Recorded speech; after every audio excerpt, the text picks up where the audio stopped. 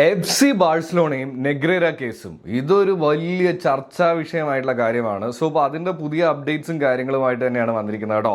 ഈ വീഡിയോ മുഴുവനായിട്ട് കാണാൻ ശ്രമിക്കണം, അല്ലാതെ അതിൻ്റെ ഇടയിൽ മറ്റത്തും കണ്ടിട്ട് താഴെ കമൻറ്റ് ചെയ്യുന്നവരോട് എനിക്കൊന്നും പ്രത്യേകിച്ച് പറയാനുണ്ടാവില്ല. സോ മുഴുവൻ വീഡിയോ കാണാനായിട്ട് ശ്രമിക്കുക. പിന്നെ നമ്മൾ യൂഷ്വലി നമ്മുടെ ഈ യൂട്യൂബ് ചാനലിൽ ലോങ് ഫോർമാറ്റ് വീഡിയോസ് ഭയങ്കര കുറവാണ്, പക്ഷേ വേൾഡ് കപ്പ് സീരീസ് ആയിട്ട് ഇനി നമ്മൾ അങ്ങോട്ട് തുടങ്ങാനുള്ള പ്ലാനാണ്. സോ എന്തായാലും കൂടണം, സപ്പോർട്ട് ചെയ്യണം എന്ന് ഓർമ്മിപ്പിച്ചുകൊണ്ട് കാര്യത്തിലേക്ക് കിടക്കുകയാണ് കേട്ടോ. അപ്പോൾ ആദ്യം തന്നെ പറയാനുള്ളൊരു കാര്യം എന്ന് പറയുന്നത്, എസ്പെഷ്യലി ബാഴ്സലോണ എന്ന് പറയുമ്പോൾ അതിനപ്പുറത്തേക്ക് എന്തായാലും റിയൽ മാഡ്രിഡ് ഉണ്ടാവും. റിയൽ മാഡ്രിഡ് ആണെന്നുണ്ടെങ്കിൽ ഈ അടുത്ത കാലഘട്ടങ്ങളിലെല്ലാം ഏറ്റവും കൂടുതൽ ബാഴ്സലോണ എന്ന് പറയുന്ന ക്ലബിനെ ഒരു കരുവ അല്ലെങ്കിൽ അവർക്കെതിരെ എന്തെങ്കിലും ശബ്ദം ഉയർത്തണം എന്നുണ്ടെങ്കിൽ അപ്പം എടുത്തു വെച്ചുകൊണ്ടിരിക്കുന്ന ഒരു സാധനമാണ് ഈ പറയുന്ന പോലെ തന്നെ നെഗ്രേര കേസ് എന്ന് പറഞ്ഞുകൊണ്ട് വരുന്നത്. അതിൽ ഈ പറയുന്ന പോലെ റെഫറീസിനെ നമ്മൾ പൈസ കൊടുത്താണ് വാങ്ങിച്ചത്, ഈ പറയുന്ന പോലെ മാച്ചസ് എല്ലാം അങ്ങനെയാണ് അവർക്ക് ജയിക്കാൻ സാധിച്ചത്, അതുകൊണ്ടാണ് റയലിന് കുറേയൊക്കെ ട്രോഫീസ് നഷ്ടമായത് എന്നൊക്കെ പറയുന്ന ഒരുപാട് സാധനങ്ങളുണ്ട്. എസ്പെഷ്യലി ഈ സീസൺ തുടങ്ങുന്നതും കഴിഞ്ഞ സീസണിൻ്റെ അവസാന സമയങ്ങളിലും എല്ലാം റിയൽ മാഡ്രിഡ് TV എന്ന് പറയുന്നത് ഇത് മാത്രം പറയാനായിട്ട് സ്പെഷ്യൽ എപ്പിസോഡ്, അഡ്വക്കേറ്റ്സിനെ കൊണ്ടുവരുന്നു, അങ്ങനത്തെ കുറേ സംഭവങ്ങളൊക്കെ ഉണ്ടായിട്ടുള്ളതാണ്. പക്ഷേ ഇപ്പോൾ നിലവിൽ ഇത് വീണ്ടും സംസാര വിഷയമായതും അല്ലെങ്കിൽ ചിലരെല്ലാം സംസാര വിഷയമല്ലാതെ ആക്കിക്കൊണ്ടിരിക്കുന്നതിൻ്റെയും വലിയ കാരണം എന്ന് പറയുന്നത്, ഇതുവരേക്കും നെഗ്രേര കേസ് ക്ലോസ് ആയോ? ഇതൊരു വലിയ ചോദ്യമാണ്. ഇതാണല്ലോ ആദ്യത്തെ വലിയ ചോദ്യം. എന്നാൽ ആദ്യമേ FC ബാഴ്സലോണ ഫാൻസും അറിയേണ്ട ഒരു കാര്യം എന്ന് പറയുന്നത്, നെഗ്രേര കേസ് ഇപ്പോഴും സ്റ്റിൽ ഓൺ തന്നെയാണ്. ഇൻവെസ്റ്റിഗേഷനും അതിൻ്റെ മറ്റു കാര്യങ്ങളും കോർട്ടിൽ തെളിവെടുപ്പും മൊഴിയും മറ്റു കാര്യങ്ങളും അതുപോലെ തന്നെ പോകുന്നുണ്ട്. പക്ഷേ എന്തുകൊണ്ടാണ് ഇതിപ്പോഴും വീണ്ടും ചർച്ചയായെന്ന് ചോദിച്ചു കഴിഞ്ഞാൽ, പണ്ട് മീഡിയാസ് എല്ലാവരും പറഞ്ഞിട്ടുണ്ടായിരുന്നു, അതായത് നെഗ്രേര കേസിൽ ഈ പറയുന്ന പോലെ തന്നെ FC ബാഴ്സലോണയ്ക്കെതിരെ തെളിവുകളൊന്നും ഇല്ല എന്നുള്ളത്. പക്ഷേ അതിന് പ്രത്യേകിച്ച് അടിസ്ഥാനമൊന്നും ഉണ്ടായിരുന്നില്ല, അതിങ്ങനെ പറച്ചിൽ മാത്രമേ ആയിട്ടുണ്ടായിരുന്നുള്ളൂ. പക്ഷേ അവിടെയാണ് ആ പക്ഷേയുടെ ഒരു കാര്യം.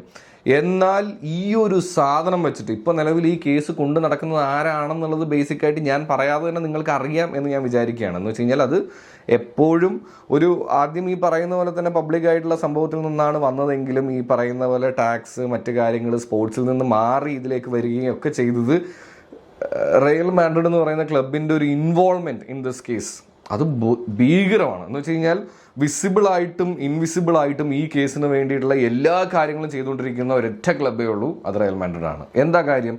ഇതെങ്കിലും കൊണ്ട് ബാഴ്സ അവസാനിക്കുമെങ്കിൽ അവസാനിക്കട്ടെ എന്നുള്ളതാണ്. പക്ഷേ ഇതിലിപ്പോൾ ഏറ്റവും വന്നുള്ള ട്വിസ്റ്റ് എന്ന് പറയുന്നത്, ഒരു ഫയൽ ഇപ്പോൾ പുറത്ത് വന്നിട്ടുണ്ട്. ആ ഫയലിൽ പറഞ്ഞിട്ടുള്ള കാര്യം എന്ന് പറയുന്നത്, നമ്മൾ പറയില്ല, ഒരു കടുക് മണിക്ക് പോലുള്ള തെളിവ് എന്തില്ല, ഈ പറയുന്നത് പോലെ തന്നെ FC ബാഴ്സലോണ റെഫറീസിനെ വാങ്ങിച്ചു എന്ന് പറയുന്നതിലില്ല.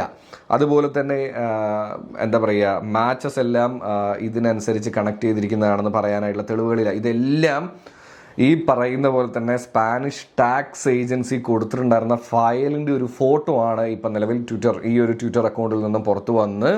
ഇതാണ് ഇപ്പോഴത്തെ ഏറ്റവും വലിയ ചർച്ചാ വിഷയം. പക്ഷേ ഇത് പലരും പറയാതിരിക്കുന്നുണ്ട് കേട്ടോ. കാര്യം എന്താണെന്ന് വെച്ച് കഴിഞ്ഞാൽ, പലരും പറയുന്നത് ഇത് പണ്ടേ വന്നതല്ലേ, എന്നാൽ ഇത് പണ്ടേ വന്ന ഒരു കാര്യമല്ല. അതെന്തുകൊണ്ടാണ് അങ്ങനെ പറയുന്നതെന്ന് വെച്ച് കഴിഞ്ഞാൽ, ഈ പറയുന്നത് പോലെ തന്നെ ഫയലിൻ്റെ ഡീറ്റെയിൽസും മറ്റു കാര്യങ്ങളൊന്നും പുറത്ത് വന്നിട്ടുണ്ടായിരുന്നില്ല.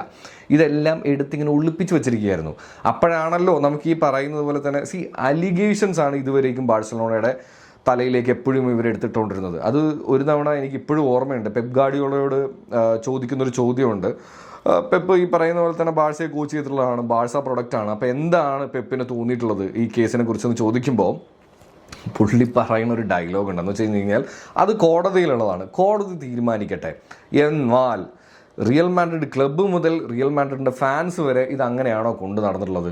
ഒരിക്കലുമല്ല. എന്ന് വെച്ച് കഴിഞ്ഞാൽ എവിടെയെങ്കിലും ഇവർ തോറ്റാൽ അവർക്ക് അപ്പം എടുത്തു വെക്കാനുള്ള ഒരേ ഒരു സാധനം എന്ന് പറയുന്നത് ഈ പറയുന്ന പോലെ തന്നെ ഒന്നില്ലെങ്കിൽ നെഗ്രേര കേസ് എന്ന് പറയും, അല്ലെങ്കിൽ നേരെ വന്ന് അലവേര ജെല്ലിൻ്റെ സാധനം പറഞ്ഞിട്ട് നമ്മൾ കളിയാക്കും. ഇതിങ്ങനെ പറഞ്ഞുകൊണ്ടിരിക്കുകയാണ്. സോ ഇപ്പോൾ ഇത് ഈ പറയുന്ന പോലെ തന്നെ ഈ ഫയലിൻ്റെ കോപ്പിയും അതിനകത്ത് എടുത്ത് പറഞ്ഞിരിക്കുന്ന ഒരു കാര്യം എന്ന് പറയുന്നത്, ഒരു ചെറിയ തെളിവ്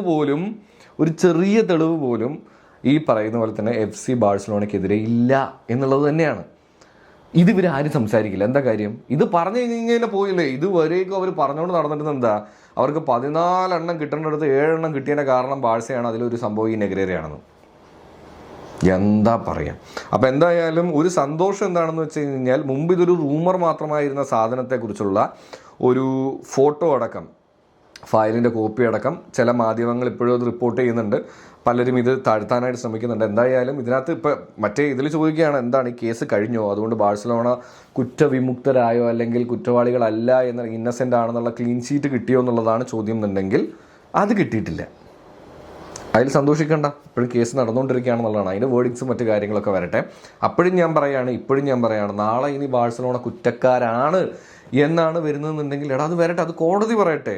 പക്ഷെ അതുവരേക്കെങ്കിലും ബാഴ്സയെ ഈ പറയുന്ന പോലെ തന്നെ ക്രൂശിക്കാതിരിക്കുക എന്ന് മാത്രമേ ഉള്ളൂ. എന്തായാലും ഇപ്പം നിലവിൽ ഇച്ചിരിയെങ്കിലും ഈ പറയുന്നവന്മാർക്ക് ഉളുപ്പുണ്ടെന്നുണ്ടെങ്കിൽ ഈ പറയുന്ന പോലെ തന്നെ ഇങ്ങനൊരു സാധനം ടാക്സ് ഏജൻസി സബ്മിറ്റ് ചെയ്തിട്ടുണ്ട് എന്നെങ്കിലും പറയാനുള്ള ബോൾസ് ഉണ്ടാവണം എന്ന് ഓർമ്മിപ്പിച്ചുകൊണ്ട്